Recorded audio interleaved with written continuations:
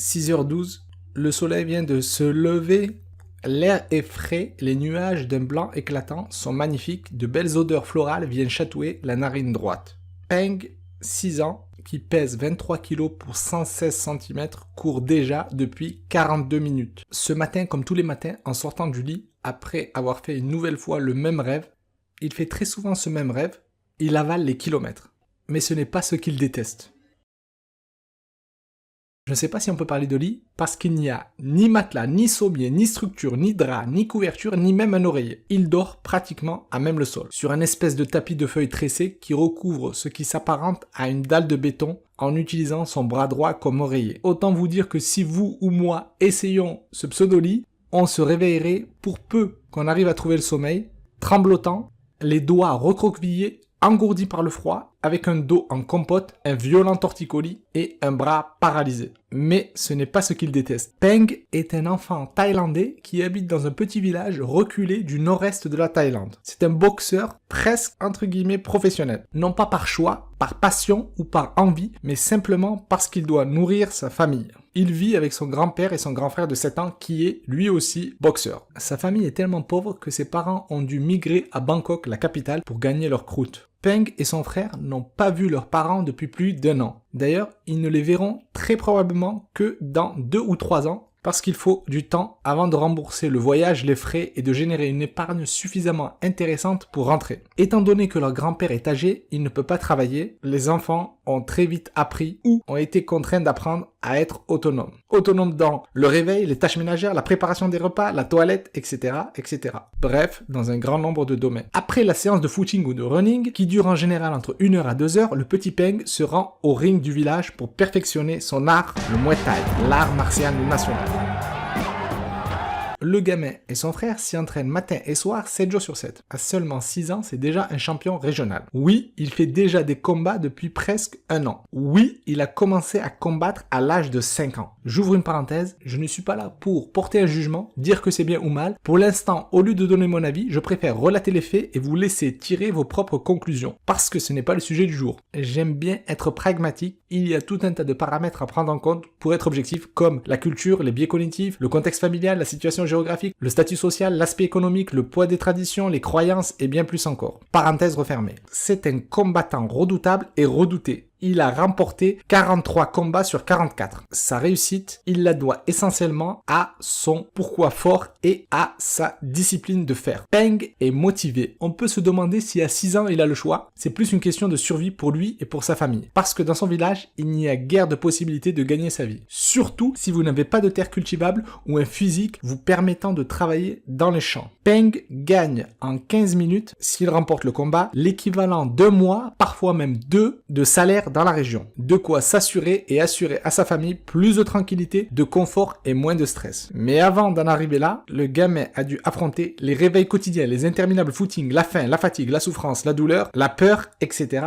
etc. Le pire, c'est que ça continue et ce n'est pas prêt de s'arrêter. Rappelons que le petit n'a que 6 ans. Qu'est-ce qu'on faisait nous à 6 ans ? Qu'est-ce que font les gamins de 6 ans dans notre magnifique pays? Quelles sont leurs principales préoccupations? Rappelons aussi qu'ils se réveillent à 5h30 pour s'entraîner tous les jours, sans exception, du dimanche au lundi. Malgré un mental d'acier bien souvent, son corps ne suit plus et du coup, même avec la meilleure volonté du monde, ses yeux ne s'ouvrent pas. Ce sont en général les bons mots, justes, sages et emplis d'amour de son grand-père et le rappel de la dure réalité qui permettent à ce petit bout de chou de trouver la force de se lever. On a tous connu ce moment où on a envie que d'une seule chose, c'est de se plonger dans les bras de Morphée pour recharger les batteries. Pas vrai? On est tellement fatigué, harassé, éreinté qu'on ne peut plus parler, plus bouger, même pas les paupières, ni même penser, on est complètement vidé. Alors oui, pour Peng, le réveil est extrêmement dur, ce qui est déjà un gros problème. Malheureusement, ce n'est souvent que le premier problème de la journée. Le premier problème d'une longue série. En effet, vous imaginez bien que lorsqu'on a, entre guillemets, un lit rustique et rudimentaire, en général, le reste est dans la même lignée. En tout cas, là-bas, ça se vérifie. On est loin de la salle de bain et de la douche qu'on connaît. Là-bas, c'est plutôt seau d'eau glacée pour s'éclabousser le visage et le corps. Alors, pour réveiller, ça réveille, c'est sûr, mais pour le confort, il faudra repasser. Le petit déjeuner de l'enfant est tout aussi simple. On est loin du, entre guillemets, traditionnel bol de céréales, même si je considère que le bol classique de céréales est un véritable poison raison, mais ça, c'est une autre histoire qui fera probablement l'objet d'une prochaine vidéo. Avec le fameux jus d'orange, même avis que pour le bol de céréales, et les viennoiseries ou autres spécialités de chez nous. Ensuite, vous imaginez bien que l'équipement pour le footing ou le running est plus que léger. Il n'a pas les dernières baskets respirantes ultra légères dotées de la toute nouvelle technologie inspirée des sauterelles pour amortir les chocs à chaque foulée, c'est plutôt sandalette artisanale. Après le réveil, la pseudo-douche, le petit-déj et le footing, c'est l'heure de l'entraînement au dojo. Là encore, on est loin de nos dojos. Un grand ring central entouré de 3 petits rings font office de dojo. Le ring central est celui utilisé pour les entraînements, les autres sont utilisés pour les entraînements au combat. Les planches de bois qui font office de tatami vous angoissent dès que vous les apercevez en imaginant une chute. Mais ce n'est pas ce que le petit Peng déteste le plus, ni même les cris de son entraîneur. Ce qu'il déteste le plus, c'est de taper dans ce gros sac de frappe marron en cuir, bien que naturel, bio et éco-responsable, rempli de riz qui est dur, très dur. Chaque coup de poing et chaque coup de pied lui font de plus en plus mal. Le plus terrible, c'est quand il doit taper fort, très fort, avec ses coudes, ses avant-bras ou ses tibias. Il déteste cet exercice plus que tout au monde. Parfois, il doit taper dessus pendant des heures, des centaines de fois. Comme tout combattant, il doit durcir ses tibias pour se protéger, encaisser les coups et vaincre son adversaire. Vous connaissez la fragilité du tibia, surtout au début, pas vrai? Vous vous rappelez du dernier gros coup à cause d'un meuble, d'une glissade, d'une bousculade ou autre que vous avez reçu dans le tibia? Ça pique, pas vrai? En plus de ces entraînements qui peuvent presque faire penser à de la torture, il y a un risque non négligeable pour la santé. Cette fois, je ne parle pas ou plus des entraînements mais des combats. Les combats des enfants peuvent être bien plus violents que ceux des adultes, surtout quand on sait qu'ils sont en pleine croissance, ce qui veut dire que leur corps n'est pas encore totalement formé. Cela peut engendrer chez eux de graves complications. Il y a d'ailleurs parfois des séquelles irréversibles au niveau du cerveau, de la boîte crânienne, de la cage thoracique ou des muscles.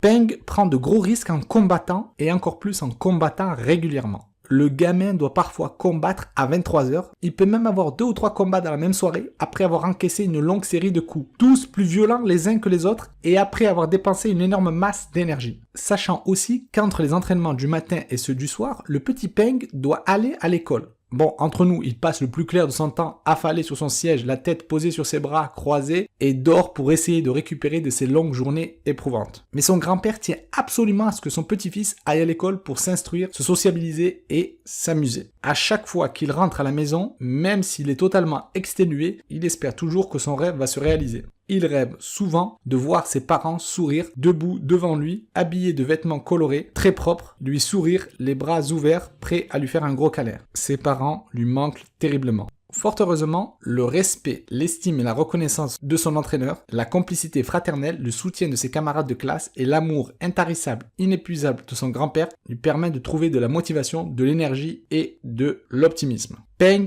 est plein d'espoir. Quand on pose la question suivante au petit Peng, comment fais-tu pour tenir? Sous-entendu, comment fais-tu pour faire face à tes plus gros challenges comme la peur, la douleur et la fatigue? Il répond, je pense à mes parents, à mon frère et à mon grand-père, c'est devenu une habitude. Avant d'ajouter, de toute façon, je n'ai pas le choix. C'est exactement le sujet du jour, le choix, l'habitude ou plutôt les habitudes.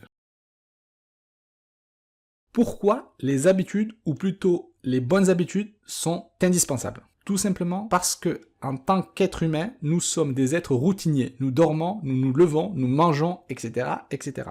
40% de vos actions sont automatiques selon Wendy Wood, psychologue britannique experte en psychologie et professeur à l'Université de Californie du Sud. Plus de 40% de vos actions sont automatiques, et ce, pour le meilleur et pour le pire. Nous avons besoin d'habitudes et de routines, principalement par économie. Comme vous le savez, très souvent les résultats intéressants ne viennent qu'au bout d'un certain temps après avoir répété et enchaîné un certain nombre d'actions. Il faut de la discipline pour atteindre un certain niveau de résultats. En général, plus les résultats sont ambitieux et plus il faut du temps et de la discipline. La discipline s'acquiert avec les routines qui se transforment en habitudes. Concrètement, vous connaissez beaucoup de personnes qui ont perdu plus de 10 kilos sans l'effet yo-yo, c'est-à-dire sans les reprendre en quelques jours. Vous connaissez beaucoup de personnes qui ont réussi leur carrière sans étudier pendant des mois, voire des années. Vous connaissez beaucoup de personnes qui ont réussi à créer une activité pérenne sans bosser pendant des semaines, des mois, voire des années. Voici selon moi les 3 principaux avantages de l'habitude. 1. La facilité. Rappelez-vous de vos débuts avec le volant ou le guidon entre les mains. Le nouveau conducteur doit se concentrer beaucoup plus, dépenser davantage d'énergie et de ressources. Une fois que vous maîtrisez votre véhicule, alors vous êtes moins fatigué et du coup c'est plus facile. Numéro 2, l'économie de la conscience. Avec les habitudes, on réfléchit moins, du coup on utilise moins notre attention et notre conscience, ce qui développe davantage la volonté et la liberté. Exemple, puisque je n'ai plus besoin de me concentrer pour conduire, je peux faire autre chose comme manger, téléphoner, discuter, etc., etc. Numéro 3, l'apaisement. Le fait de réfléchir constamment pour trouver une solution peut engendrer du stress et de l'inquiétude. Exemple, Michel qui se dit, de manière consciente ou inconsciente, je suis totalement serein à l'idée de prendre le volant ou de chevaucher mon vélo. Il y a naturellement d'autres avantages comme l'expertise, le perfectionnement, la socialisation, le gain de temps, etc., etc. En tout cas, vous avez bien compris l'importance des habitudes, et notamment des bonnes habitudes. Alors, quelle est la différence entre une routine et une habitude? Pour faire simple, une routine, c'est un ensemble de tâches définies, établies et prévisibles qui vont être séquencées. Et une habitude, c'est une capacité, une aptitude obtenue, développée et travaillée grâce à l'expérience qui permet de mettre en place des actions concrètes et réelles. En bref, la routine qui devient une seconde nature est une habitude. Comment faire pour être discipliné? Il y a plusieurs manières de développer son focus, sa discipline et d'installer de bonnes routines et de bonnes habitudes. Je vous propose de nous focaliser sur ce que je considère, au même titre qu'un grand nombre d'experts, comme étant les 3 plus puissantes. Numéro 1, la mission ou la mission de vie. C'est tout simplement la raison profonde liée à une douleur profonde qui vous pousse ou qui va vous pousser à vous dépasser, à bosser, à surmonter vos peurs en vous projetant et en visualisant. Exemple, Magali en a marre de son surpoids, elle est terrifiée à l'idée d'attraper le diabète ou d'autres maladies plus graves, elle ne veut surtout pas que ses enfants reproduisent le même schéma. Oui, parce qu'elle sait que son surpoids est essentiellement lié à ses mauvaises habitudes alimentaires et à son manque d'activité physique. Elle a eu le déclic lorsqu'elle a vu un reportage. Autre exemple, Patrick est un ingénieur en électronique qui bosse depuis 15 ans dans la même boîte. Suite à un manque d'épanouissement, un manque de reconnaissance et un ennui profond, il décide de lancer son entreprise. 9 mois plus tard, il stagne parce que dans sa tête, c'était plus une échappatoire, un loisir, un jeu qu'une véritable activité. Il a identifié son besoin profond lorsque son fils de 5 ans lui a dit « Je vous laisse deviner ce qu'il lui a dit ». En bref, la mission de vie, c'est quelque part l'idée d'arriver à se dire « C'est tellement difficile que je dois le faire ». Numéro 2, les habitudes. Comme vous l'avez compris, les habitudes, ou plutôt les bonnes habitudes, ont un réel pouvoir sur notre quotidien, notre santé, notre vie, notre réussite, etc., etc. Pour arriver à acquérir de bonnes habitudes, il faut en comprendre avant tout le mécanisme. On peut ajouter également l'accompagnement pour augmenter l'engagement. Tous les grands coachs, experts, formateurs, thérapeutes, entrepreneurs, sportifs, consultants ont ou ont eu un coach, un formateur, un consultant ou un mentor. Les 3 étapes pour installer de bonnes habitudes. Le chiffre 3 est un chiffre magique. On peut simplifier le processus en 3 étapes. 1. La libération. Il faut identifier les anciennes, notamment les mauvaises habitudes, à travers l'élément déclencheur ou le signal pour les remplacer. 2. L'intégration. Ensuite, il faut installer de nouvelles habitudes. 3. L'assimilation. Enfin, il faut que ces nouvelles habitudes deviennent comme une seconde nature. Voici un exemple simplifié. 1. Corinne adore manger les chips à sa pause de 10h12 et à sa pause de 14h17. 2. Corinne tente de remplacer le paquet de chips par une pomme. 3. Corinne tente de répliquer le process pendant 3 jours, puis 7, puis 14, puis 21, etc., etc. Pour aller plus loin, durant tout le processus, elle va tâcher idéalement d'identifier principalement les émotions, les comportements et l'environnement liés à cette habitude pour plus d'impact. Pour illustrer cette stratégie, reprenons la boucle neurologique en 3 étapes mentionnée par Charles Duhigg dans son livre Le pouvoir des habitudes. 1. Le signal, c'est le stimuli, le déclencheur suscité par votre cerveau qui va déclencher une action. Ce signal est bien souvent lié à votre environnement, lieu, date, heure, comportement des autres individus, état interne, situation émotionnelle. Si je reprends mon exemple, Corinne est dans la salle de pause, au bureau, face au distributeur, en train de discuter avec sa collègue Magali, un coca à la main. 2. La routine. L'action est déclenchée en tant que réponse au stimuli. Magali se rue sur le paquet de chips pour le dévorer goulûment. 3. La récompense. Elle agit comme ciment entre le signal et l'action liée suite à la routine. Elle est source de dopamine, d'anticipation de dopamine et d'ancrage. Magali est contente, heureuse, avant de regretter, avant de penser et de faire un clin d'œil au prochain paquet. Combien de temps pour créer, installer, prendre ou changer une habitude? Certains vous diront 7 jours, d'autres 18, d'autres 21, d'autres 28 et pour certains, c'est carrément 254 jours. Le chiffre qui revient le plus en ce moment, c'est 66. Philippa Lally, un chercheur psychologue qui travaille à l'université College London, a mené avec son équipe une étude intitulée How Are Habits Formed? Modeling Habit Formation in the Real World, que l'on pourrait traduire en français par Comment se forment les habitudes? Modélisation de la formation des habitudes dans le monde réel, qu'elle a publié dans le European Journal of Social Psychology en juillet 2009 pour déterminer la durée nécessaire afin de créer une habitude. Alors avec son équipe, ils ont suivi 96 personnes pendant 12 semaines. La règle était la suivante. Chaque personne devait adopter un nouveau comportement.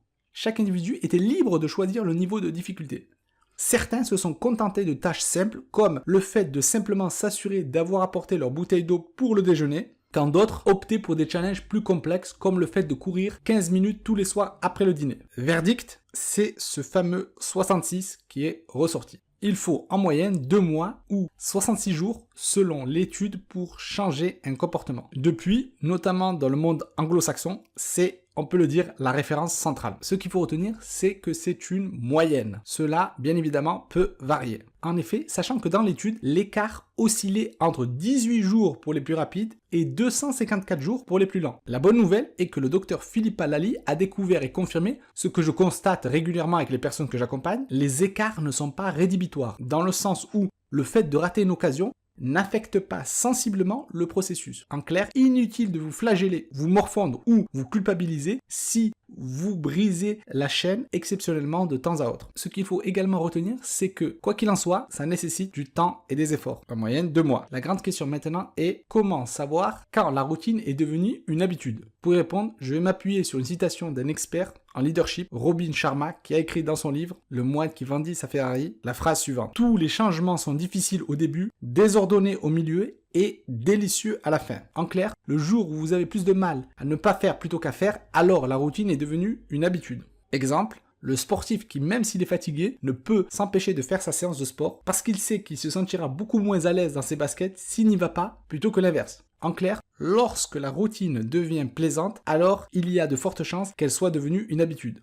En conclusion, même s'il y a beaucoup à dire, ce que l'on peut retenir, c'est, comme vous le savez, le mental et notamment le Big Why ou pourquoi fort, les habitudes et l'accompagnement sont essentiels pour atteindre des résultats intéressants, voire explosifs et incroyables. Plutôt que de chercher à supprimer des habitudes, il faut chercher à les remplacer. Acquérir de nouvelles habitudes, disons de nouvelles bonnes habitudes, nécessite du temps et des efforts, en moyenne 2 mois, mais le jeu en vaut vraiment la chandelle, puisqu'une fois qu'elles sont ancrées, la magie peut opérer. Et vous, quelles sont vos mauvaises habitudes? Quelles sont vos bonnes habitudes? Et quelle habitude aimeriez-vous changer ou acquérir? Merci d'avoir écouté ce podcast jusqu'au bout. J'espère qu'il vous a plu, qu'il a été utile, instructif et source de réelle valeur ajoutée. Si oui, faites-le moi savoir en laissant une appréciation, un commentaire et en partageant à d'autres personnes de votre entourage qui pourront également être inspirées. Si vous voulez aller plus loin, alors je vous invite à découvrir les autres contenus à forte valeur ajoutée sur le site amadium.com. Pour être notifié des futurs podcasts et bénéficier de clés, pépites et astuces approfondies, rejoignez dès maintenant la communauté Amadium en laissant simplement votre email sur le site. Encore merci pour votre attention, votre intérêt et votre confiance. Je vous dis à très vite pour un prochain épisode.